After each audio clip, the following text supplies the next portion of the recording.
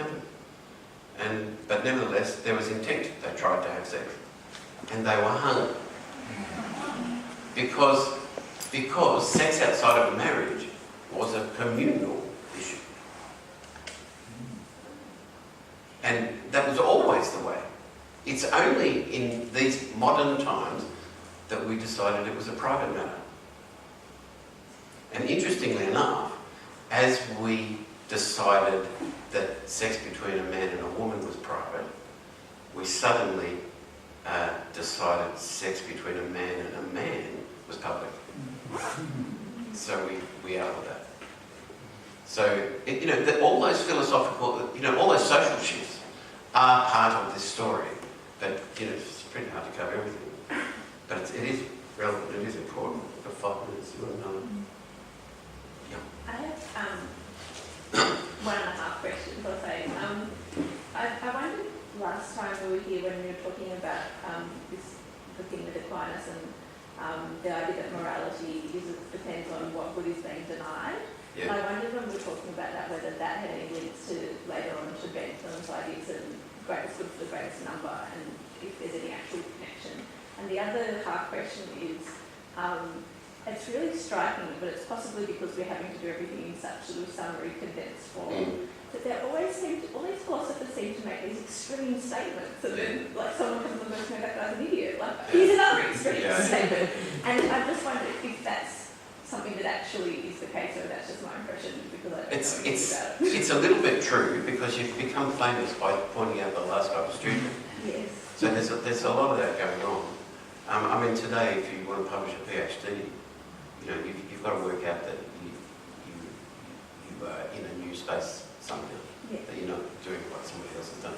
So it's, that's part of it. Whether there's usually a connection, because these characters, because we're going so fast, I make some of them out to look a bit silly, but these are the finest minds who ever lived. And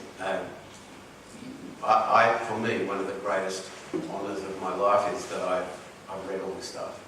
And, I've read all of Augustine's Confessions, and I've read, not all of Aristotle, not even the Lord could do that, but a lot of it. And, to have read all this stuff is an incredible privilege.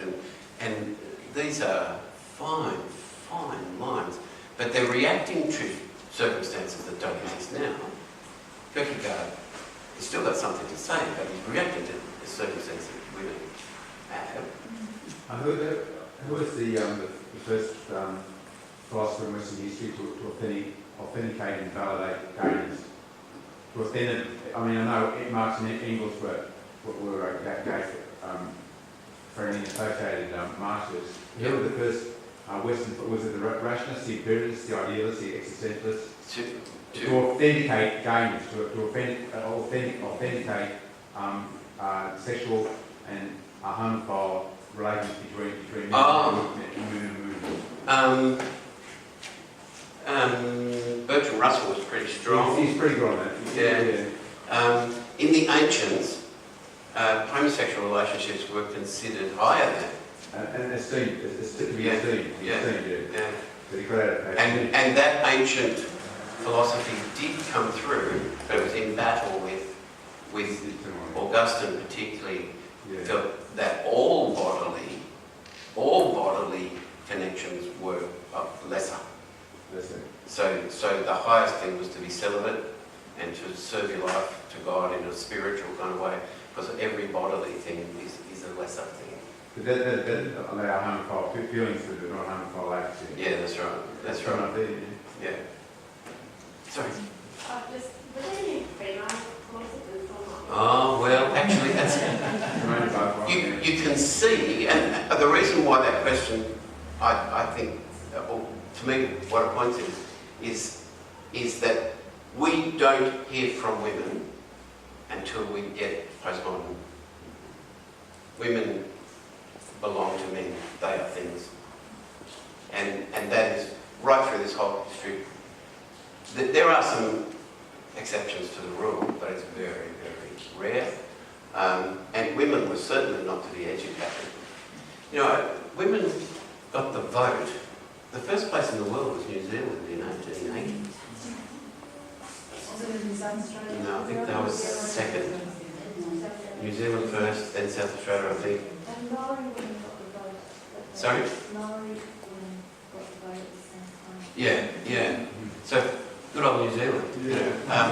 But, you know, slavery was still the norm, 1865, I think.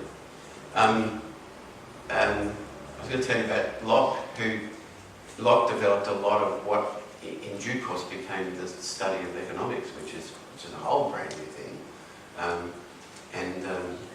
You know, he's the one who said he had a philosophy of property, and he said to have too much property was an offence against nature, and I think he got used by the Americans because he talked about uncontained property was different, and that allowed the Americans to take property off the Indians.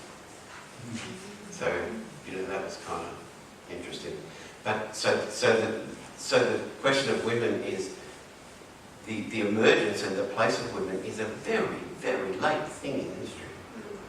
I just wonder if there's any fucking ancient times, like, you know, Well, in very, very ancient Hebrew culture, for instance, you know, you have a woman who's a judge. In the history, in medieval times, you have orders of nuns, and the Mother Superior ruled like God, but that was over other women. She had the power of a bishop over women. There was women tended to be mystics, and had influence that way, but it wasn't informal power. Mostly women were the possession of men. It's incredible, but that's our history. It's, you know, it's funny today, you know, we react. We hear things from Muslim culture and we think, God, it's that Stone Age. But that was our culture, and not that long ago. You know, it's very, very close, and it's you know, so much has happened since the 60s, since the pill. You know, what an incredible thing that was. So, anyway, that's it. Yeah, in the 1940s, when my mother got married, she had to resign her job. That's right. Yeah. That's right. You know, my mother and her generation, it was expected they would not work. If you got married, then you don't work. When my father studied, he went through Bible college. It was against the rules to be married, so these poor buggers studied as quick as they could. They weren't allowed to be married, you know. That was just, you know, I sometimes think I'm not that old, but I was giving a theology lecture to somebody once, and they were all kids. For me, 30's a kid and under. And I said, I was brought up in a home that not only didn't have a TV, but it didn't have a fridge, and nobody had a fridge. An Iceman used to come around and we used to run after the Iceman. Yes. And Mum had a floorboard thingy, and you put the ice into this, whatever that was, and we had an ice chest. You know, how old am I? In my childhood, there was no plastic. No plastic. Think about it. You know, in my grandfather's time, there was no antibiotics. What a bunch of changes. So you know, these changes are kind of exponential, and we sometimes think we're the only ones living in a time of change, but you know, I think you'll see from where we've already been that there's been radical times of change. But there certainly is a time of change for us. Look, that's it. I've just gone a little bit over. Next week, postmodernism, and if you're game, I'll give you out some Buddha text to read for the following week. And